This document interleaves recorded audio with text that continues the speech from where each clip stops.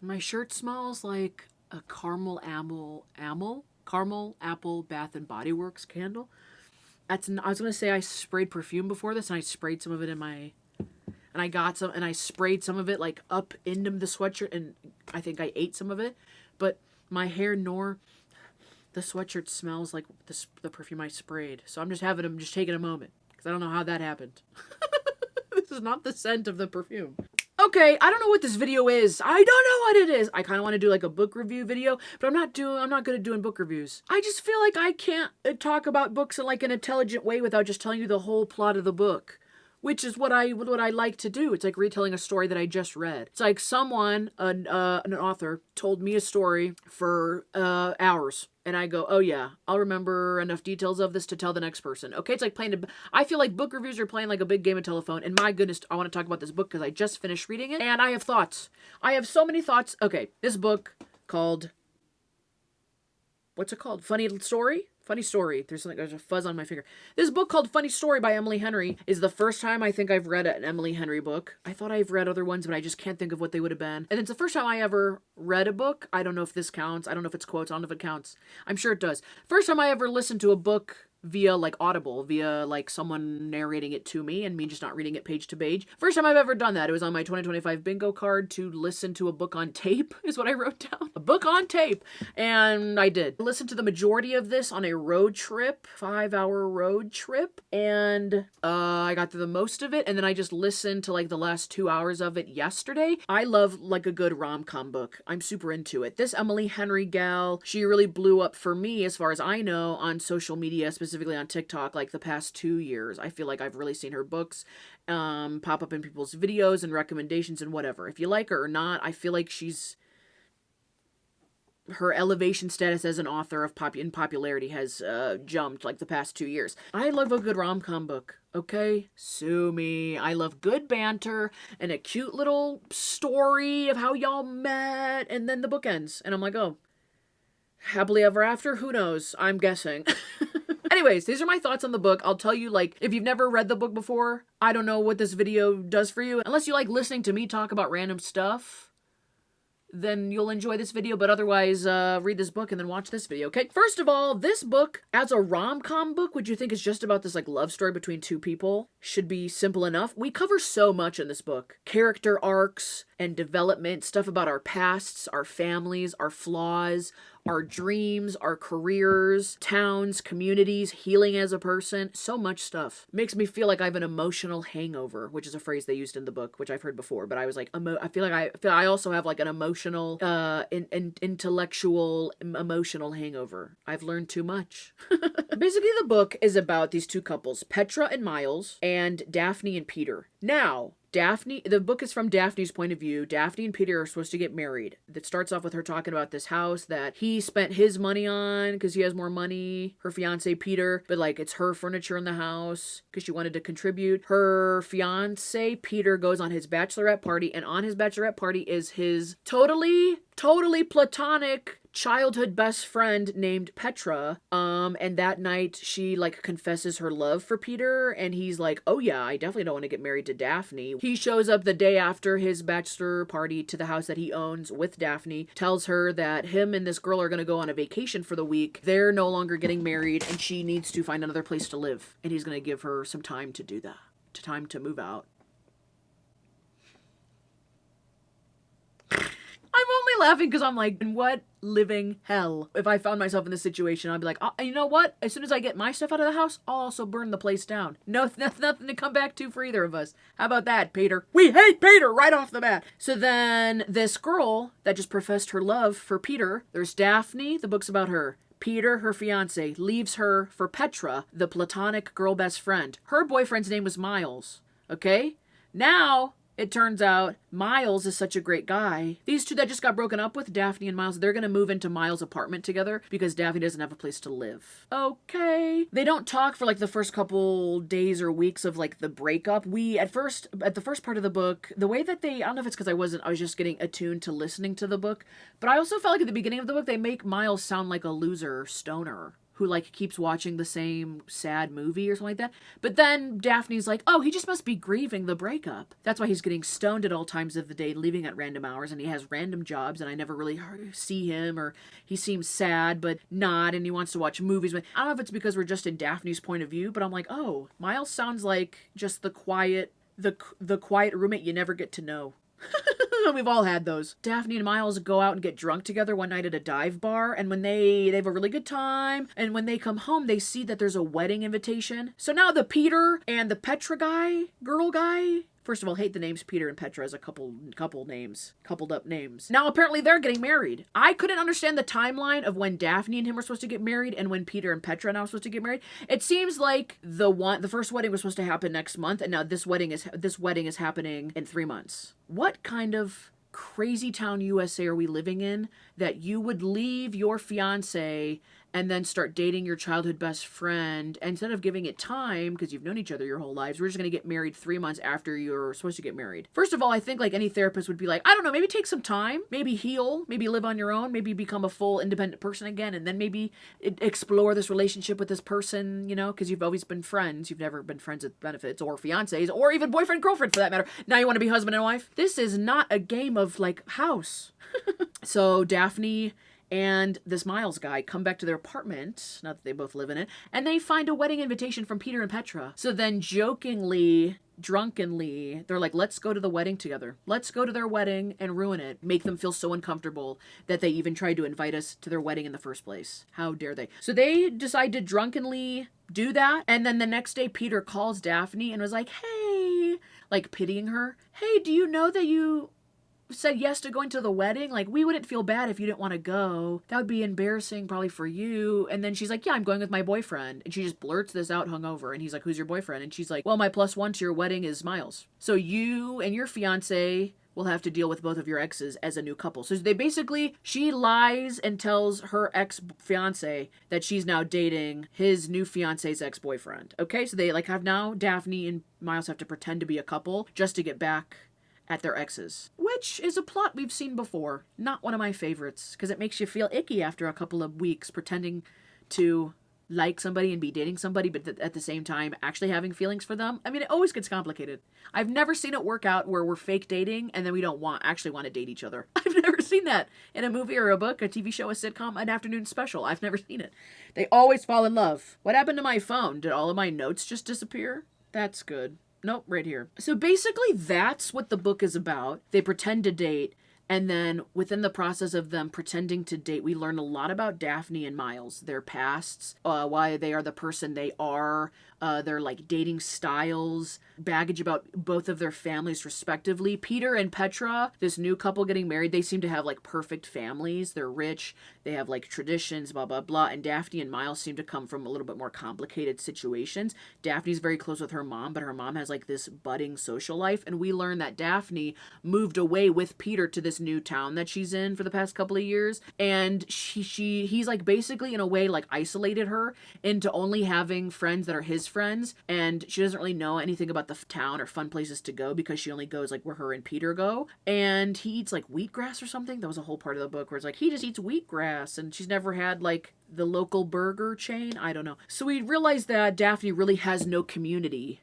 and she doesn't know anything about the town or anybody. She doesn't really have anybody to hang out with outside of her ex-fiance. So now she has to rebuild her whole social life, and Miles basically acts as like her tour guide to the town and the community while she's trying to get over this breakup and find a new place to live. And on top of everything, she works at a library. She's a librarian, and she's trying to find a new job or an excuse somehow, roundabout way, to like move back home with her mom, because she's like, I have no boyfriend, no fiance, my whole life just got ruined. I have no community here, no friends. I don't even know the town. I don't even really know who I am. Whoopsie daisies.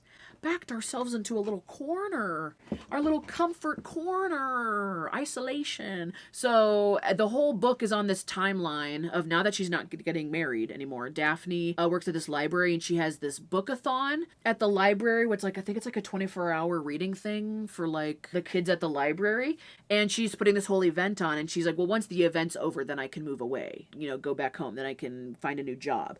So the whole book is littered with titles titles that are like 137 days to go, 47 days until the bookathon, 51 days left to go before I could leave, or something like that. That's how the titles are kind of happening. Other people that we meet in the book, Ashley, one of Daphne's coworkers, becomes one of her friends along the way. We learn about how Daphne doesn't really have any friends, and she doesn't really know how to do like female friendships, and never had like a really genuine one, I guess. So she meets this girl, Ashley, who's like recently divorced, but has a kid, a teenager, a kid, has a child, is with child, not pregnant, but with child. We also meet Miles has a sister named Julie, or Julia, who comes to visit randomly in part of the book, and then we learn more about Miles' family and how, like, Miles doesn't talk to his mom or dad anymore because his mom was, like, a little cuckoo and so emotional, and, like, everything had to be revolved around her a little bit, and then her dad would just, like, kind of take the mom side, and the kids were made to feel like they couldn't have an opinion or an emotion or anything, and it kind of ruined their childhood. And Miles always tried to save face for his sister Julie. I feel like it's Julia, but Jules? I think they call her Jules. Something? Julia? Gulia? He tried to, like, protect her throughout their childhood, but he always felt like he failed. She couldn't tell her brother anything because he would always put his life on hold to help her. Very complicated. Of course, no one communicates, so no one knows that about each other. So that's his family. Daphne and Miles come from very complicated families. Very real things. I actually find that kind of refreshing that we didn't have to sit there and talk about how perfect everyone's families were the whole time. Also, like, Daphne is not close with her dad. Her dad was, like, never really in her life, was always a really big flake. Her and the dad and the mom got divorced when she was young, and he just, like, was never around. And then, like, randomly he'll, like, pop into her life and then constantly disappoint her. That's fun. So there's that. So towards the end of the book, this is what happens towards the end of the book. This is, like, all the stuff I listened to yesterday in the last part of it. So basically, over time, Daphne and Miles fall for each other. In their quest to make their exes, like, jealous and also move on and heal and find new apartments and whatever, they end up actually falling in love with each other, and she gets to learn the town and build a community around herself and new friends, and she gets to become her own person. They both, like, work on themselves, and they end up falling in love. They, like, get it on a couple of times. Then, like, they're at this, like, auction thing, and the exes show up. Miles is, like, dancing and I think making out with Daphne on the dance floor, and she freaks out and, like, leaves in a huff because she's like, this feels real. She's like, I don't want to play this game anymore where we're pretending because this feels real, but I know that you, Miles, he said, like, he doesn't want commitment or anything. Him and Petra were never going to get married, and then she turns around and tries to marry this other guy, Peter, but, you know, stuff like that. Daphne and Miles kind of drift apart, and then they come back together because of the family situation. They end up falling in love. By the end of the book, they end up together. Of course they do. Of course they do. So this is, like, the last quarter of the book. This is, like, all the plot that happens. So Daphne's dad, like, breezes into town with his new wife. Suddenly he's married again to some girl named, like, Starburst or something. Starfire? Something.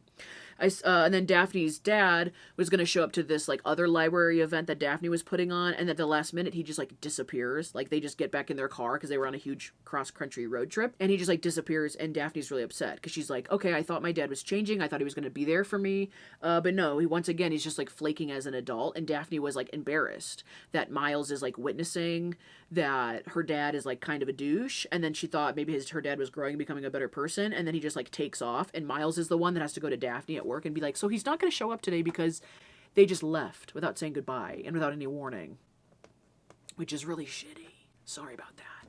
And she gets really upset, and she, like, tells Miles to leave. She's like, just go to work, leave me alone. I don't want you to see me upset like this. And he's like, I literally called off work. I selfishly want to hang out with you and be there for you, and you're, like, telling me to, like, get lost. So then they make up. Daphne and Miles make up. He, like, reads her dad to filth. He's like, your dad does not stick around you because you see him for who he is. He's a flake. He's not a great dad. He wasn't there for you. And your dad only spends time around strangers and keeps moving on in life because he is, like, nice enough to strangers on a surface level and everyone likes him. But, like, he can't be around you because he doesn't want to confront who he is as a person. Like, reads her dad to filth. He's like, it's easy to be around people who don't know you. When you can't be perfect, it's easy to move on. It's like, he's not a great dad, so he just, like, constantly moves on from Daphne. So then Daphne and Miles, like, finally say that they, like each other for real. And they finally hook up. This is, like, towards the end of the book. So they have, like, this blissful weekend together. Meanwhile, this new friend, this coworker friend that, what's her face, Daphne met, she made plans to, like, go to this this coworker friend Ashley's house for her birthday, and they were gonna watch like trashy housewives reality TV show and paint their bedroom because her ex-husband never wanted her to paint the walls, but now they're gonna paint this bedroom. Daphne gets so caught up with Miles and her dad leaving and like this great fun weekend of them like, you know, doing the deed all around the apartment that Daphne completely forgets that she made plans with Ashley. So when she shows up back to work, Ashley's super mad at her when they show up back to work because she's like, you just blew me off for my whole birthday weekend. That was shitty. And she's like, I called you several times, but you didn't answer. And that's because after Daphne was so upset about her dad flaking on her, Miles took her to like this private beach that he loves in this town and didn't have any cell service. So Ashley's mad at her at work. Her only friend in town is mad at her. Daphne's dad flaked on her, so she's upset about that. And then after work, this Miles guy is supposed to pick her up after work, Daphne, and he doesn't. He's like totally MIA. She's like texting him, worried about him. This happens really fast. For an hour, she doesn't hear from this Miles guy who's supposed to pick her up at work, and she's like, is freaking out. She's like, are you okay? She's playing it off in the book afterwards like she was just really upset about, she didn't know what happened to Miles. You know, heaven forbid someone's not around their phone for a couple hours. And then it turned into like she was spiraling, thinking that after like this awesome weekend she had with Miles, she like scared him off, or she's too much. She like, it's never gonna work between them. And he like went MIA. I mean, they live together, and she's like, you didn't pick me up from work, and then I come home to the apartment and he doesn't come home that night. And she's like, what the heck? So she's got a lot going on. Dad issues, friend issues, new relationship issues. So then while she's freaking out in the apartment, Daphne, her ex-fiance Peter shows up at her house, and he goes, oh, hey, actually, I'm sorry for everything. And I'm actually not going to get married to Petra now. So maybe we should get back together. He's like, because I was just chasing a rush. I was scared to get married to you, Daphne, and I was just chasing a rush, chasing something new with this Petra girl. So I don't think that's going to work out. Would you like to get back together? And like we've learned that Peter is not good for her. He's a douchebag. They live totally different lives. And he like plucked Daphne out of her life and dropped her into Peter's whole life, community, family. She became isolated and wasn't her own person anymore. And we just don't like Peter. He's a douche. There's so many other things about him, but there's that. So basically Peter comes back to like reclaim Daphne into his life. And he says they called off the wedding. And then Daphne's like, no, I'm guessing Petra called off the wedding. And Daphne goes, you ripped up my life and then you're going to destroy hers, because Peter was like, yeah, I wasn't going to get married to you, Daphne, because I was running away from that, but then I was going to get just married to Petra, even though I knew that wasn't right, just because, I don't know, I don't really know what I'm doing. So she's like, Daphne's like, you ruined my life, and then you were going to ruin Petra's. You're a jerk. And I said, yes, bitch, he's a man. He's the worst. Peter says Daphne was perfect. He's trying to say sorry. He's like, Daphne, you were the perfect girl. You were the perfect thing for me. And my family misses you so much. And Daphne's like, the fuck? What? I was not perfect for you. We were not perfect together. We were far from it. She's basically like, it was all a facade of perfection. And she spent all that time with his friends and family auditioning for them, basically. Like their whole relationship, she felt like she was auditioning to be a part of Peter's life. Which is like so heartbreaking to think about. Like, yes, girl, that's not how a relationship should work. You shouldn't be auditioning to be a part of someone's life. Your life should come together. Daphne rejects Peter at the door, and Peter says, well, where do you think Miles has been? He didn't pick you up from work and he didn't show up last night. Where do you think Miles has been this whole time? Now that me and Petra are not going to get married, you know Miles is going to go back to Petra. Which sends Daphne spiraling. The whole time, because the whole book Miles is dealing with like his family who doesn't talk to, and his sister who like suddenly wants to move there. And as soon as Miles didn't show up, I was like, oh, Miles is probably having family issues. He probably had to like go drive back to, I think, Chicago with his sister to go get the rest of her stuff so she could move. I did not think anything bad happened to Miles when he didn't show up, and I also did not think that he was hooking up with Petra, his ex-fiance. Considering they just professed their feelings for each other. Him and Daphne, I did not think of the worst. And neither was Daphne until Peter dropped that in the bucket of chaos, where he's like, well, if I'm not with Petra and I'm talking to you, where do you think Miles is? Probably talking to Petra. So Peter is like, but Miles spent the day moving Petra's stuff. That's why he's been MIA. He was moving her stuff. And I said, mother effing gasp. I was reading the book. I was listening to the book and I like, mouth ajar. I was like, what the shit? What in the shit is going on? Do we think Miles just ran back to Petra at the drop of a hat? Miles goes back to his ex to help her move? After you just spent a weekend with your new girl? Is this really the time? Could you not just send a text message saying that? Hey, times are tough. Someone needed my truck. What? Nah, I think it's like the next day.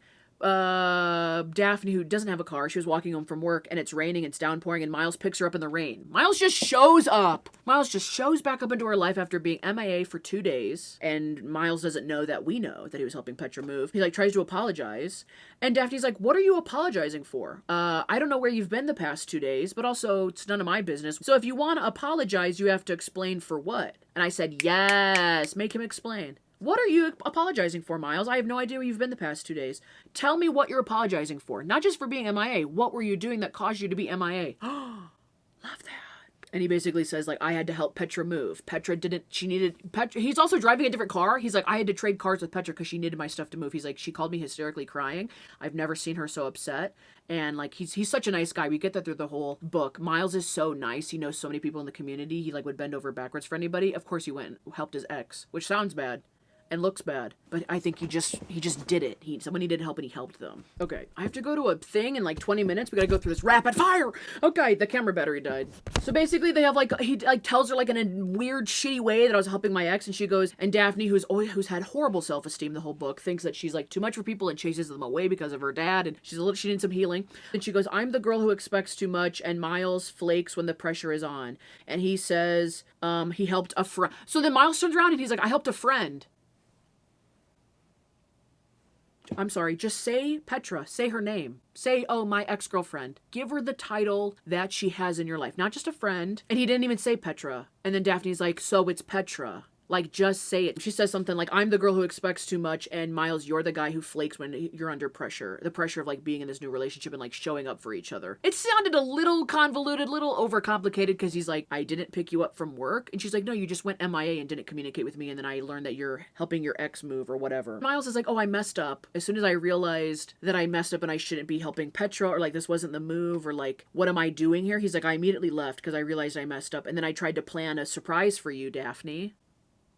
Bro, she didn't even know where you were. Why are you planning a surprise? And meanwhile, the whole book, Daphne has said multiple times in the book she hates surprises. So why would you go and plan a surprise when you're in trouble? Especially because she doesn't like...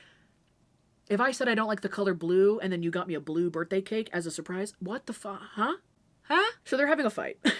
So I said, he messed up. He tried to throw a surprise for Daphne, even though she doesn't even know anything happened. They fight, and he says he panicked. And Miles said, I freaked out, but that doesn't mean I don't love you. He literally says in the car, in the middle of their first fight, after they just, like, finally, like, hooked up and they're in this new relationship, he just blurts out, he's like, I messed up, but that doesn't mean I don't love you. And Daphne in the car goes, no.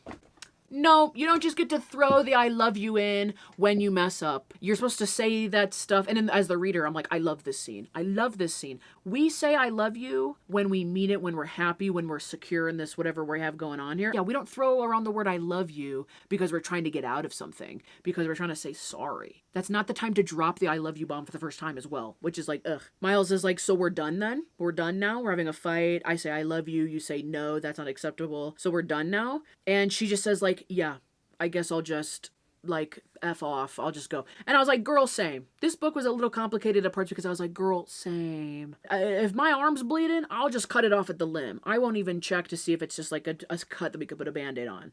You know, like so many things were happening in Daphne's life that she's like, yeah, I guess we're done. I don't know. I don't know what to tell you. I don't know what this is. I don't know what you're doing. I don't understand you. Like you panicked. As soon as like the going gets tough, you panicked and you messed up. And now you're saying, I love you. Like to, you know. So then Miles cries in the car. She gets out. Daphne calls her mom, who she's close with, and they have a real convo for like the first time in the book. The whole book, her mom's been so busy with her social life, they like never get to talk. Her mom kind of reveals to Daphne that like when they were younger, that like her mom always kind of kept them moving instead of like facing discomfort. Her mom always kind of moved her around. So now like Daphne's kind of repeating the pattern where it's like she's not confronting stuff. So then Daphne, to make up to her coworker Ashley for missing the birthday weekend that she's upset about, she breaks into Ashley's house when they're at like a poker night. There's a poker night throughout the book. They have like these monthly poker nights at the library, or from the people at the library. She breaks into Ashley's house and paints the wall that they were supposed to paint together. I said, girl, what the F? I would be so pissed if my friend broke into my house to make up with me and painted a wall they were supposed to paint together. It's not about the wall being painted and done. It's about having fun doing the experience time together. So then she like half paints it, and then Ashley shows back up and they like make up. That whole chapter, I was like, I would be so pissed if someone broke into my house and started redecorating as a form of apology. But then Ashley shows up and they make up. They're like, yeah, I guess it's fine. Ashley is my favorite character in the book. I don't talk about her a lot, but she's my favorite character in the book. She has like a lot of self-growth. She's like, yeah, I texted you a bunch of times about my birthday thing as you were missing it. But I didn't even try and leave you a voicemail to like explain like, hey, whenever you get this voicemail, you're supposed to be at my house right now. You know, she's like, I just tried to call you a bunch of times when you didn't answer. I just immediately got mad without actually trying to like resolve the problem or like actually contact you. I was like, that is growth right there, girl. Good for you. And then immediately after they like make up as friends.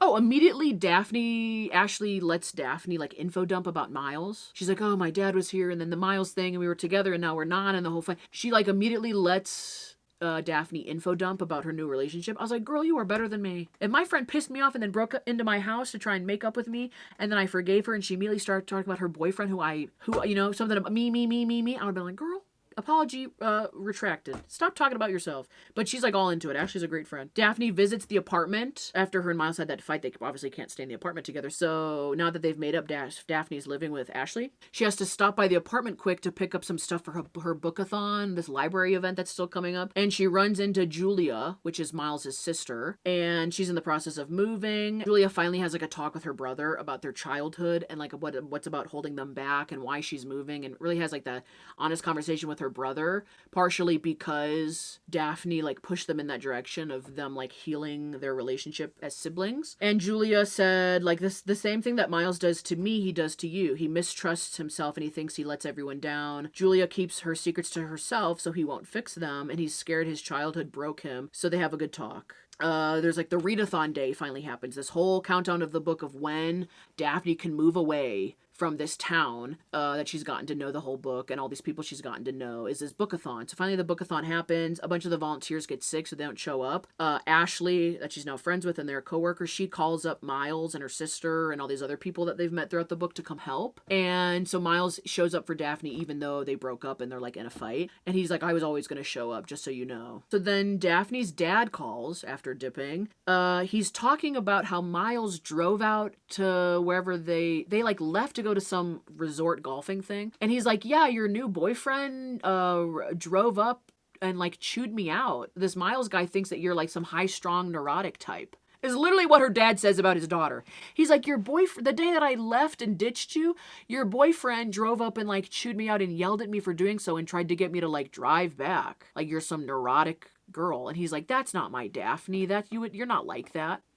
This is Daphne. So basically the night that Miles went MIA, he helped Petra move and then he drove to wherever the dad left to go to and tried to drag the dad back to be like, you're abandoning your daughter. You don't understand. Like, she thinks that you're a flake. Do you not understand, sir, that like you're a big flake and you're not a good dad? And yeah, the dad doesn't know. The dad's like, yeah, he's making it sound like you're some crazy girl who like can't handle me leaving you all the time. And Daphne's like, what the fuck? So that like, I just didn't get that part of the book. I was like, so Miles was gonna bring her dad back. Her dad and her that don't have a good relationship and he just ditched her. He thought, I'll go drive and yell at her dad and then bring the dad back. That's not the move, my guy. That's not it. That's not what I want a boyfriend to do. That's not what I would want a friend to do. I want the friend to be there for a shoulder to cry on and like listen to my problems but not fix them. I didn't like that part of the book. I didn't get it. Also, like, she hates surprises and that wouldn't have been a good surprise. What would that have done? Her dad would have had to drive all the way back and then be like, so what is the problem? And Daphne would be like, you're a bad dad. And he'd be like, I drove all the way back for that? You couldn't just texted me and yelled at me? I said, I don't get it. Daphne confronts her dad the day of the bookathon and she's like, I've never been your priority and you've always been such a flake in my life. And then she just kind of like hangs up on him. I don't think we ever really circle back to that. Anyways, Ashley gets Julia and Miles to show up to help with the bookathon, and Daphne and Miles talk and they make up. No, they don't. They actually get like, they talk out everything that kind of happened. And apparently Peter, so Daphne's ex-fiance, Peter told Petra about Daphne's dad, how they have a bad relationship. And I was like, if my ex-fiance was telling all my family business to his new fiance, I'd slash his tires. Hello? The talk of kids came up because Peter and Daphne wanted kids, and Petra and Miles were never going to get married in the first place and didn't want kids, and everyone thought they were all on the same page. And Miles and Petra were talking about kids, and Miles doesn't want them as of now because Miles comes from such a bad family life that he's like, I don't know how to be a dad. And Daphne does. So Miles freaked out even more. The day...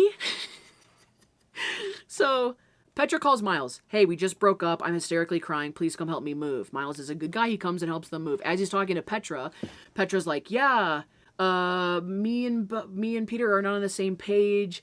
And, you know, like, Daphne wants kids, so now you're dating Daphne. That's never going to work between you guys because you don't want kids. So I'm going to sprinkle in some doubt into your relationship. So then that made Miles freak out even more the night that he went MIA, because he was like, I'm not even a good fit for Daphne. Plus, I'm going to go drive and get her dad to drive back. This is his thought process while all that was happening. And, like, the 2 hours that he was gone. But they make up. They, like, make up. They just make it work. It's so hard to, like, recall specifics of the book of how Daphne and Miles make up. And they're a better fit for each other than their original relationships, which is, like, an obvious thing to see. And they have such a good time together. And they don't come from, like, perfect families, but together they make, like, a better couple. I don't know. Anyways, they get together in the end.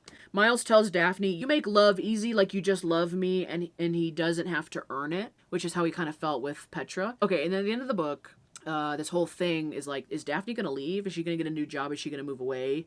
Does she not have community? Does she not have friends? Does she not know anything about this town? Did she learn anything during the course of the book that makes her want to stay in this town and try and date this Miles guy? So then after her and Miles make up, so Daphne and Miles are officially a couple, we're back on track, they're good to go, happily ever after, question mark.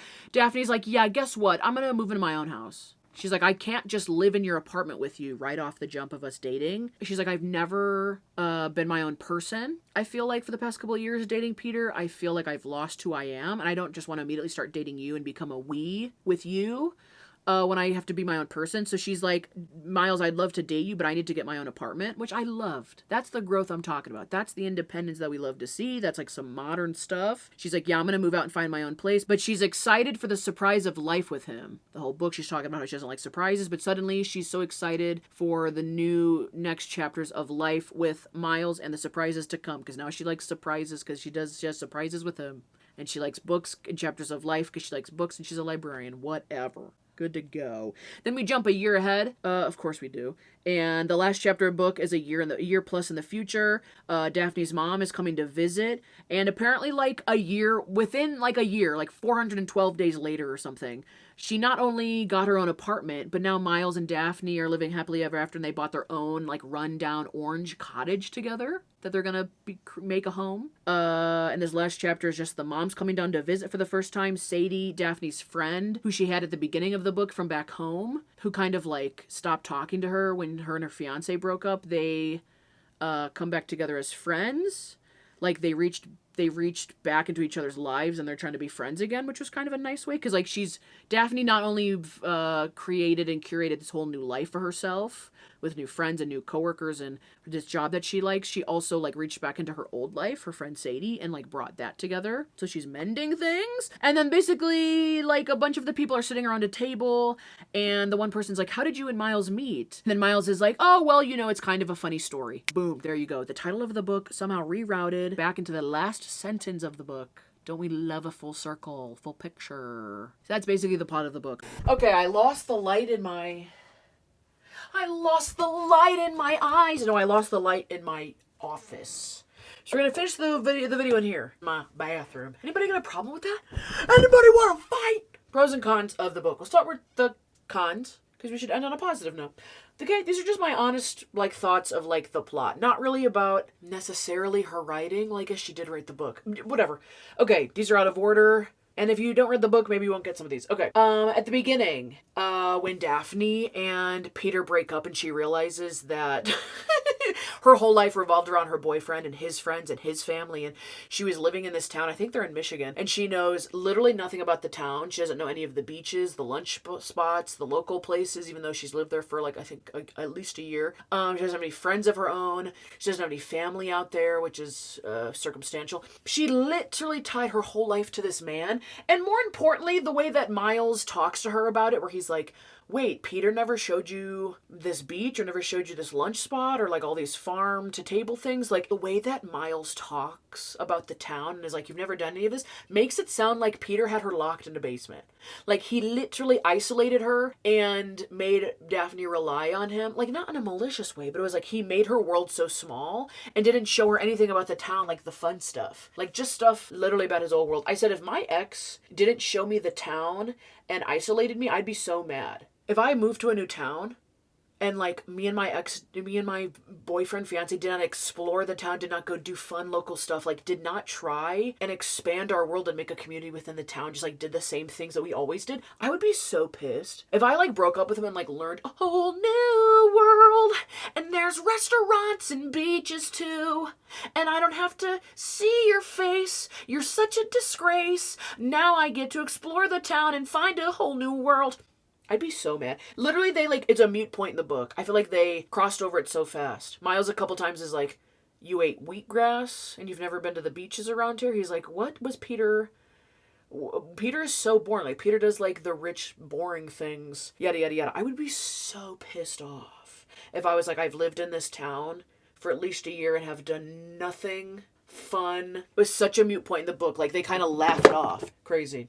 I like my rom-coms where if it's like a male-female thing, I like when both the characters are like strong characters. I said I hate a non-strong female character, and Miles explaining everything at every turn instead of her doing self-discovery. We just learned that like Daphne really has no social life whatsoever. And it's like she's not a strong character. You can tell right off the bat that Daphne does not have an independent life of her own. She's like always relied on her spouse and her relationship to be social, to do things. It bugs me right off the bat because I'm like, this is not the type of person I ever want to become. I always want to be an independent person with an independent life with like my own likes, interests, my spots.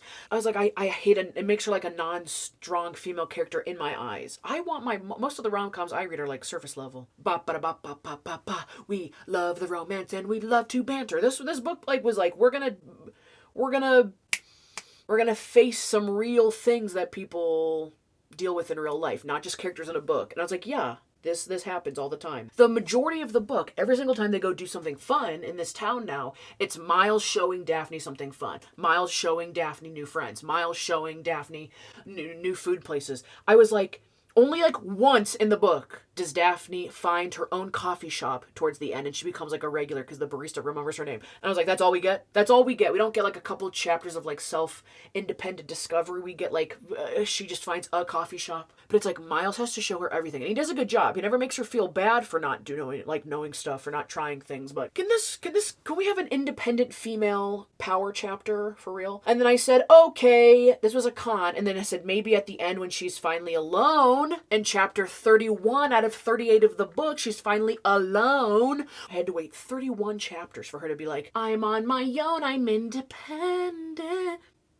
I also don't like that she's in a breakup right into a situationship, friends with benefits, like everyone needs a rest. The book begins on her and her fiance breaking up, and then immediately she has to go live with Miles, and then within like 2 weeks of them living together, she starts dating him, and then they go into a friends with benefits sort of fake situationship, and then they do like the real deal, we're in a relationship, and then they break up. And I was like, for the timeline of the book, and it being a book that can't be thousands of pages, I understand that the timeline has to be kind of fast. You go from being dumped by your fiance, whole world turned upside down, to immediately in like a fake situationship, relationship. It's very confusing, but also it happens so fast. It's like, can no one have time to rest? Can no one have time to just be sad?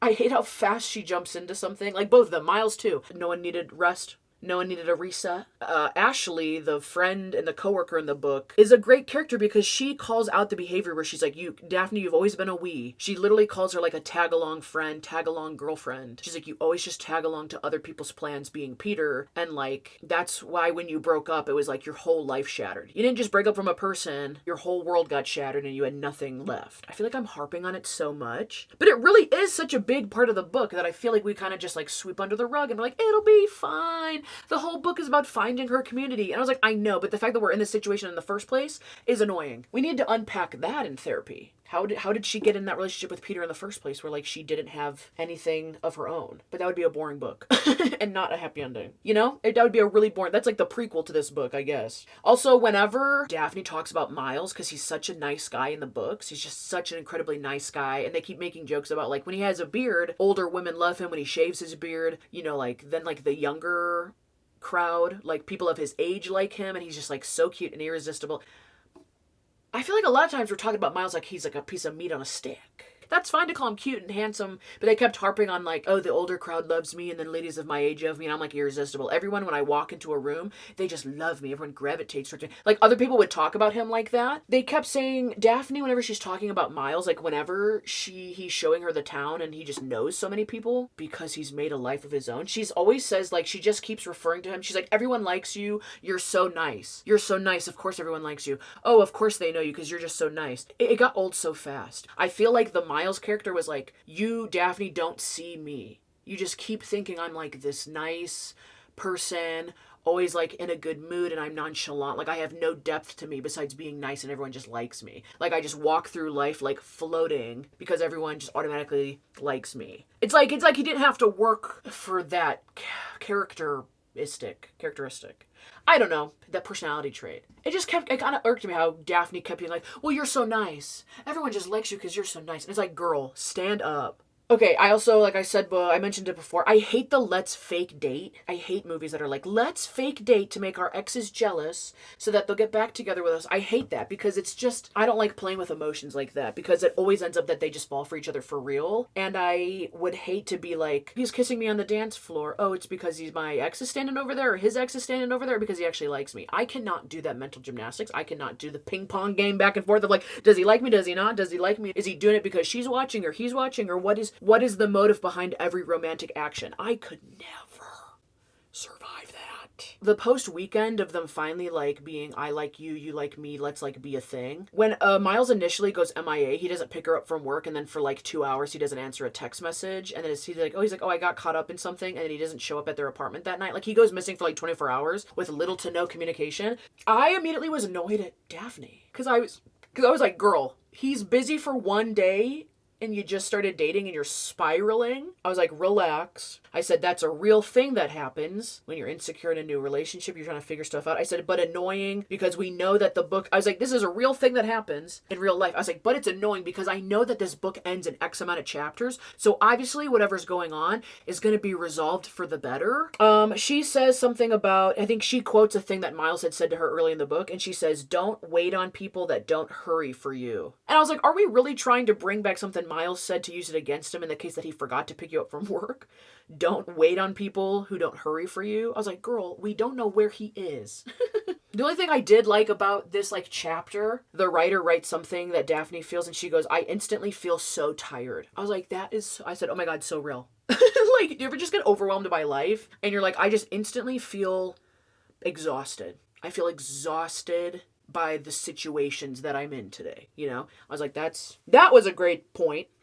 Okay, I said the whole plot point of Peter and Petra at the beginning of the book getting engaged immediately after he calls off the wedding with Daphne, I said is crazy. You go on your bachelor party, someone professes their love for you, and then you're like, I'm not gonna marry you, but I will marry this girl in the next, I think it's like 4 or 5 months. What?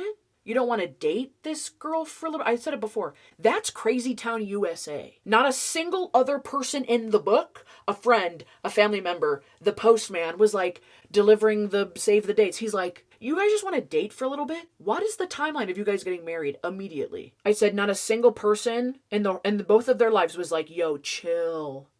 Chill, bro, chill. Maybe just date each other for a year and then get married. Why? It felt very like double dipping the venue. Like, oh, we already booked the venue, so if I'm not getting married to you, I might as well get married to her. I was like, It feels so disingenuous. I hate that timeline. Now, on the flip side of when Miles goes MIA, so we know the whole time, Miles is supposed to pick her up from work, but really he's like helping Petra move, and then he realizes that's a mistake, and then he goes to get Daphne's dad wherever the hell they are on their road trip to bring them back, and then he had to drive back like the next day, and he shows up and tries to apologize to Daphne and kind of like lies about it or like omits that he was helping a friend. That whole plot point does not make any sense in the world of technology. You're telling me, I said, Miles just going MIA, like not even a text that says, hey, everything's fine, something came up. There's even like a line of text in the book where Daphne's like, yeah, sometimes Miles like isn't attached to his phone and he doesn't text back for like an hour at a time, but like this is unusual. I don't care. Obviously, this is a different... This boy couldn't get on his phone and call Daphne and be like, I'm fine, I'm physically fine, everything's fine. But something came up, and I'm going to be gone for like the next 24 hours. We are good, Daphne. When I get back, we just need to talk in person. Please do not overthink it in the meantime. Why couldn't we pick up a phone and do a phone call, do a quick text message, a check-in? He just goes MIA and doesn't text her back. That's not why, like, the thing I'm most upset about in the book is the lack of communication when it matters the most. You couldn't just pick up the phone and call her real quick and be like, pause every emotion for 24 hours and then we can talk. The last 5 chapters of the book wouldn't happen if Miles could just, I don't know, pick up a cell phone.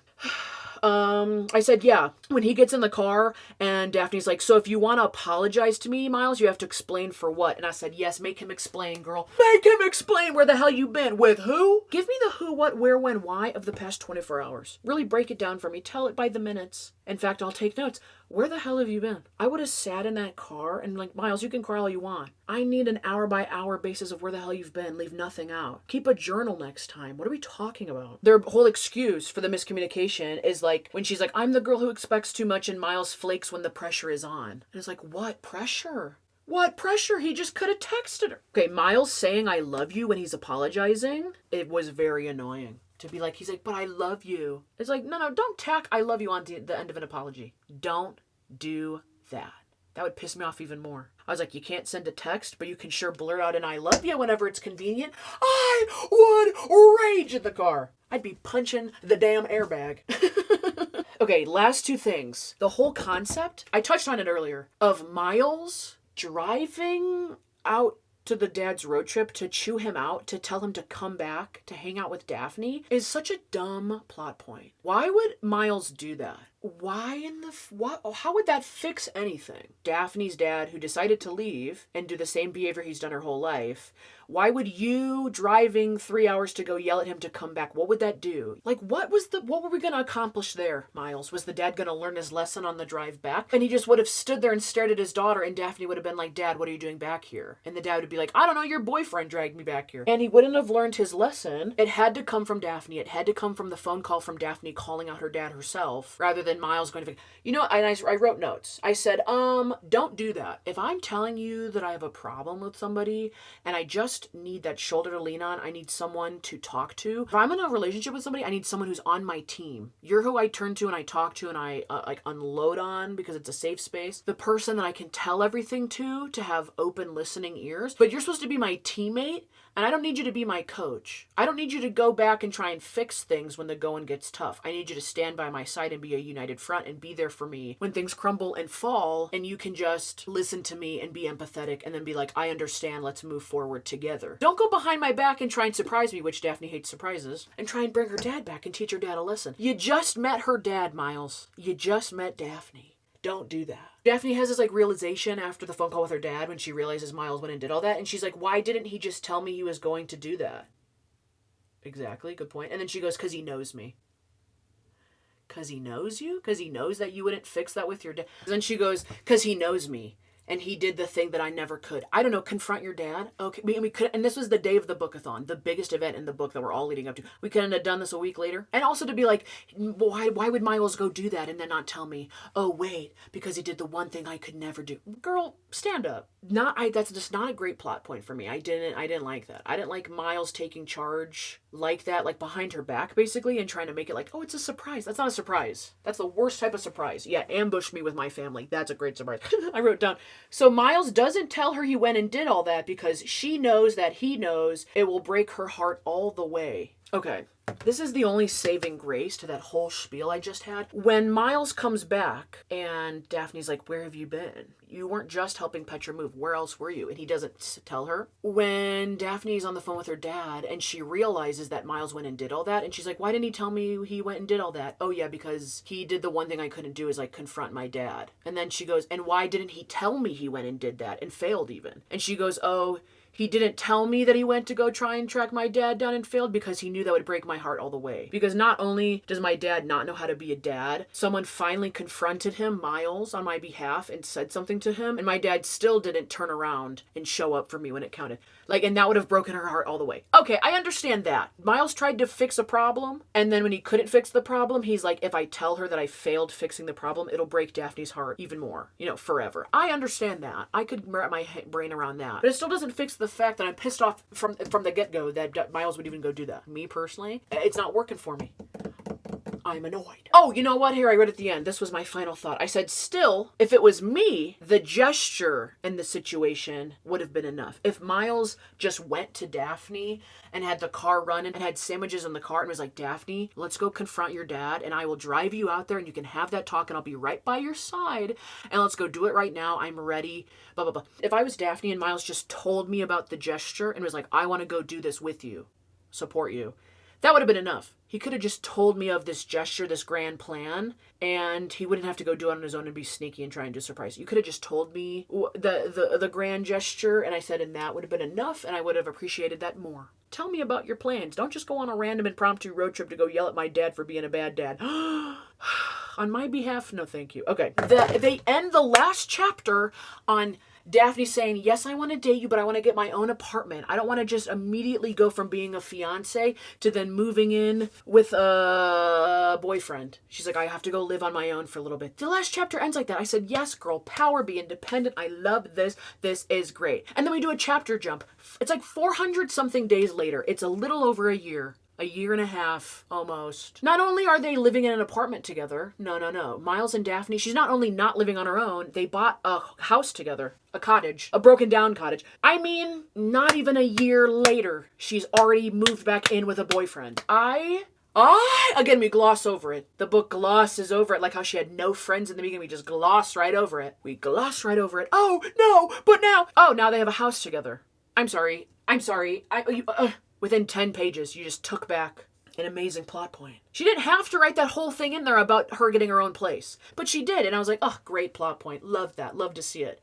Immediately gets a house with him. I mean, I think they make a cute couple, and I think they're, like, in it for the long haul. After everything that Miles and Daphne, like, go through, I think that they're in it for the long haul. But did we have to buy a house within the year? We didn't have to do any of that.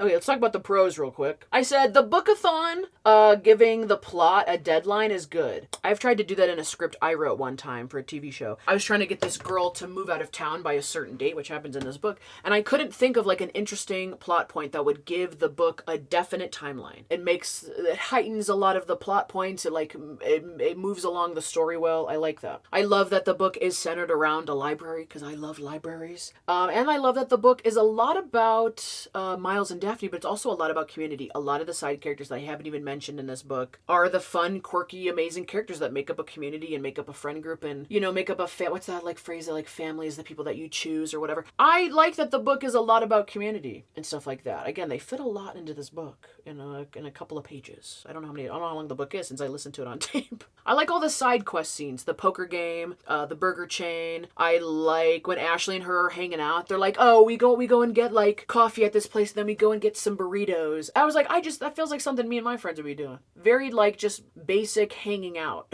Okay, as far as like the scenes of them like getting it on or making out, two great scenes that I love is the car makeout scene. Daphne and Miles are out. Every Sunday, he's like, I'll take you out and show you the town. Every Sunday, we have like an ongoing date to go do that. They run into Peter at one of this like farm stand thing they go to. In order to make him jealous, Daphne and Miles like kiss on the side of his truck. But then he like spins her around so that she's the one leaning on the truck and they're making out. That was a great scene. Big fan of that. Liked it. The other scene I really liked is they're apparently like Petra, Miles' ex, never liked to watch action movies. So him and Daphne do this thing where they are always watching action movies together. Now, every single time that they're like intimate or kissing is because Peter or Petra are there. They're trying to make them jealous.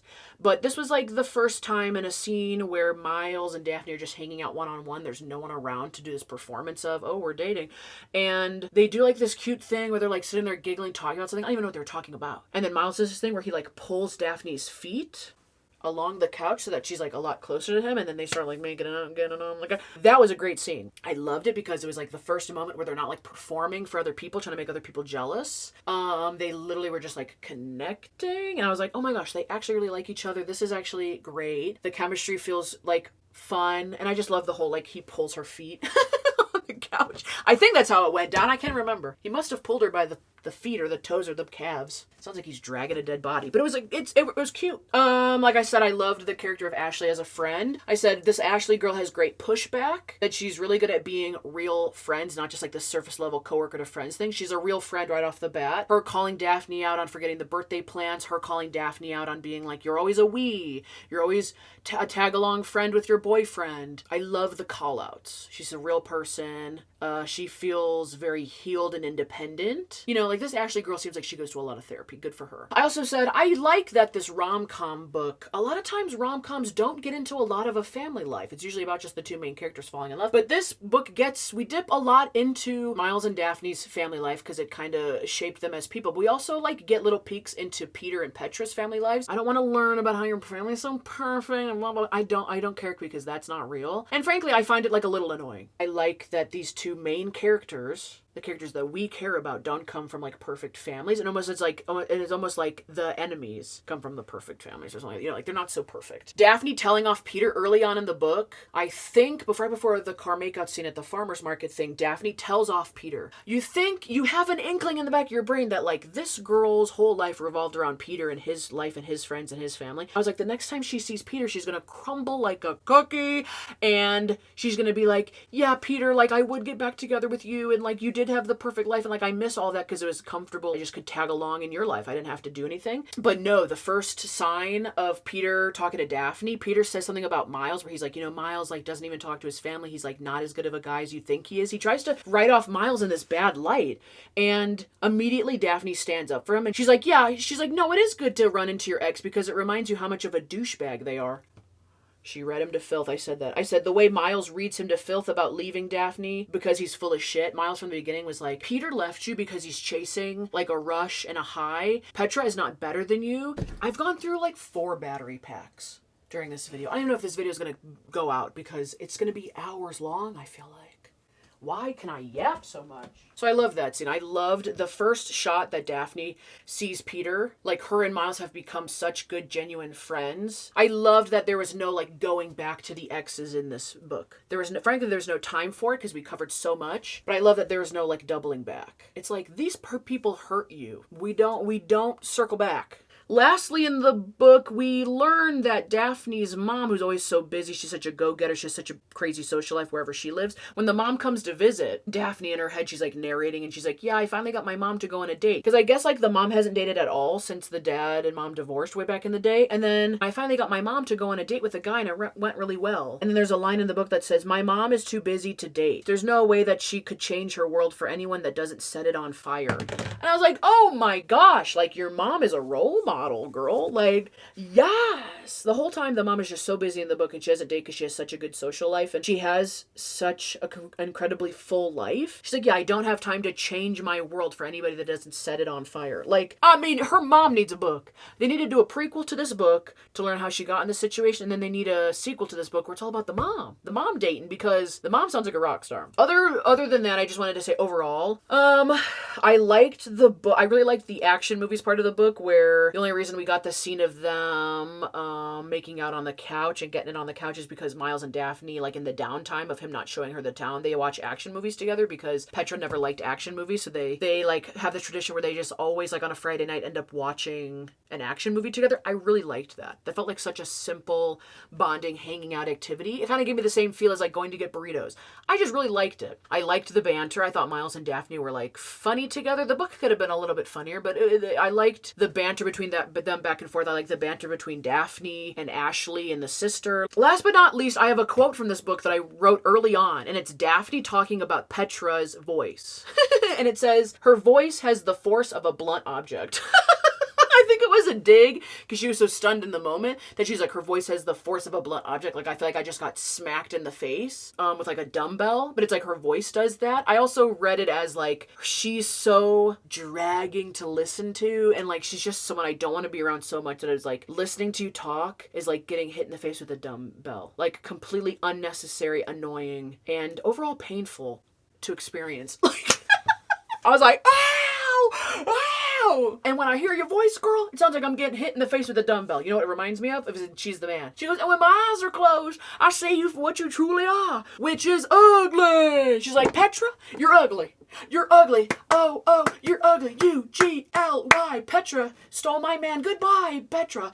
Petra, you ugly.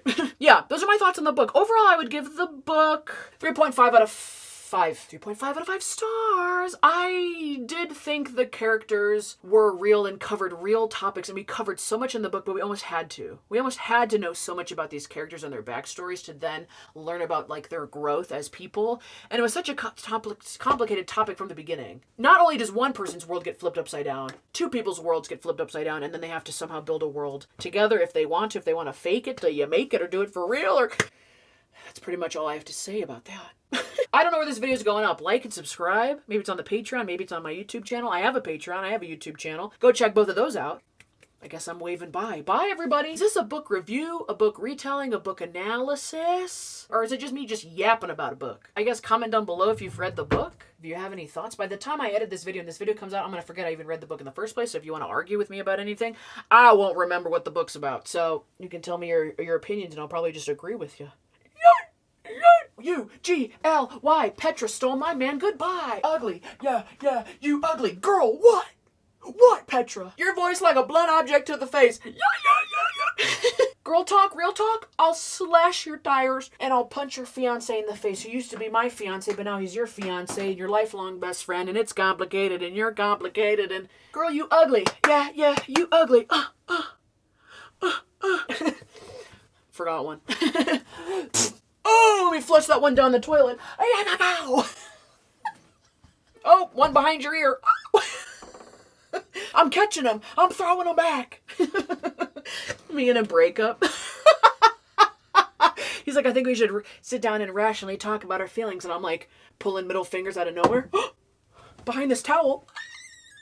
Peace out. Just kidding. Boop. Got you again.